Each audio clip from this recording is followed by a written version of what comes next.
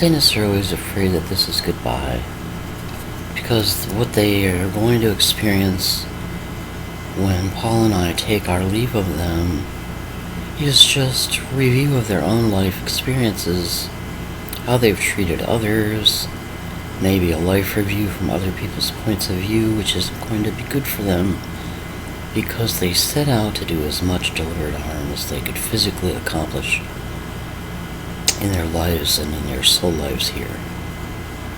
And they've just dug themselves so deep, they'll never get out. Because deliberate harm is against the laws of the universe, and they're not allowed to exist anymore.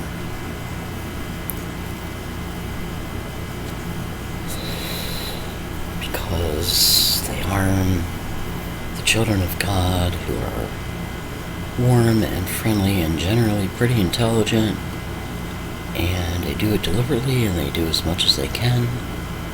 They harm the innocent babies because they are close to the source. When they are born, they are close to God, being more close to the source than at any time in their lives, having just come from heaven. At least that's the paradigm for real people. For the infant Satanists tortured, I don't know.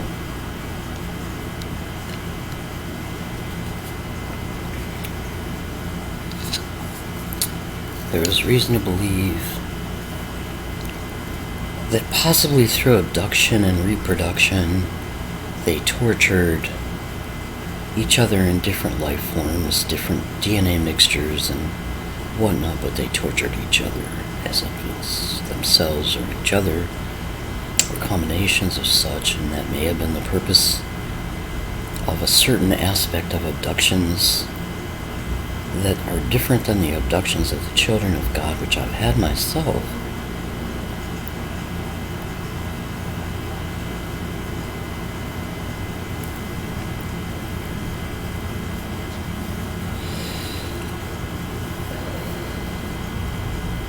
Some music started playing to interrupt me, I think, but anyway, well, it's not a public.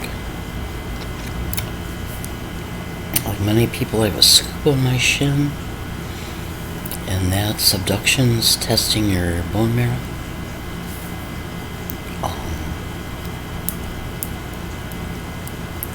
The children of God, to my understanding, have been abducted and helped, and given treatments and things that they need to survive the end times, I guess, or just to survive in general, to be protected. And I asked God many times in my life as a young woman and a mother and a middle-aged woman to please harvest my ovaries, my eggs, because I wasn't going to have any more children with Richard Haney Jr., and I wanted my eggs to continue, so I may have children with Paul that I don't know about. I've had a couple of dreams that could possibly indicate that. A couple of visions, I think, of the future, so it's possible my youth will be restored and I'll have other children, but I don't know. I'm not looking forward to it. Labor hurt a lot, and I never wanted to go through it again because I knew I had a bad heart from torture, and I didn't think I'd survive a second childbirth. I was iffy on whether I'd survive the one I went through. Richard Haney Jr. made it very difficult for me. I was told I was giving labor strengthening, pain enhancing drugs during labor so that I would die. And that was Jackson Memorial Hospital in Miami. I don't know if it's true. I know that at one point they kept taking machine readings of my blood pressure, and it was very high, and they were concerned about me. And then one nurse finally gave up and took my blood pressure with a cuff, and it was normal. So it's like blood pressure was a programming trigger for me.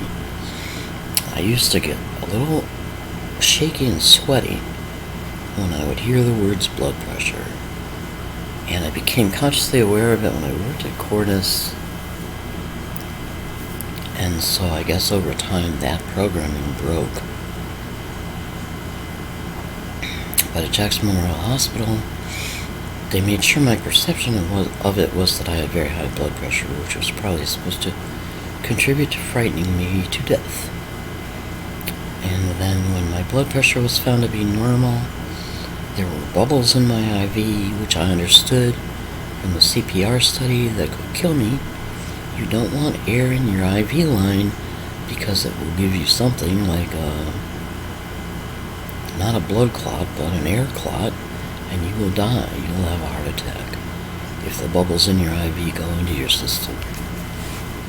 And much to the nurse's irritation, I irritate a lot of people.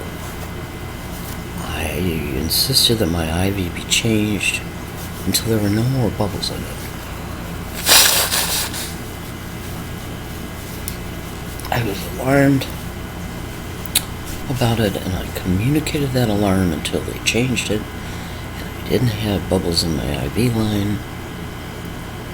I had learned a lot about resuscitation and causes of cardio events, things like that, and I knew from the paperwork the nurses turned in after interviews with paramedics and firefighters that bubbles in the IV are deadly.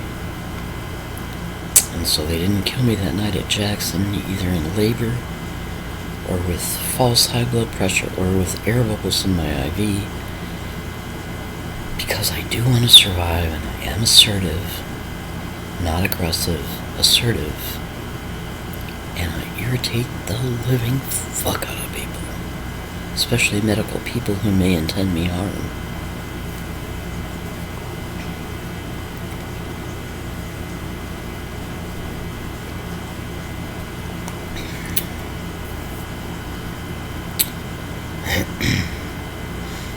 So,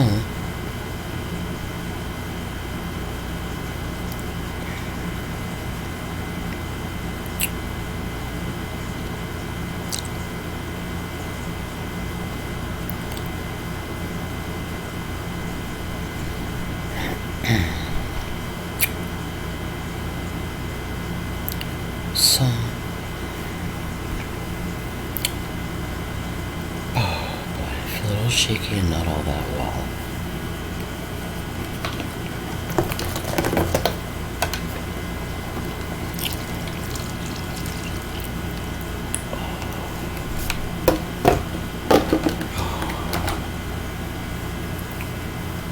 I don't know how to get out of this and stop talking. I'm trying. I want to get back to the peace of being in God's company. I hope to, and I ask for that to please God. So I think I'll just keep the camera off after I upload this, because I would like to just talk to Paul, but I keep saying these other things, and I keep having to publish them, and I just want to get back to me and Paul, me and God, just together, quiet, together, and for Satanists to revert to silence, and be comforted by the angels and by God, and to pray that this experience is coming to a close, and I can have the security I sigh for, which is to be in God's presence, and to be safe forever and ever, and loved more than I am aware of, more than I have ever experienced, and I feel like I'm ready for that. I accepted it gladly when Paul offered it, when I worked for him. For several months, he loved me very tenderly, very gently. It was the most beautiful thing I've ever experienced. And I look forward to that very much.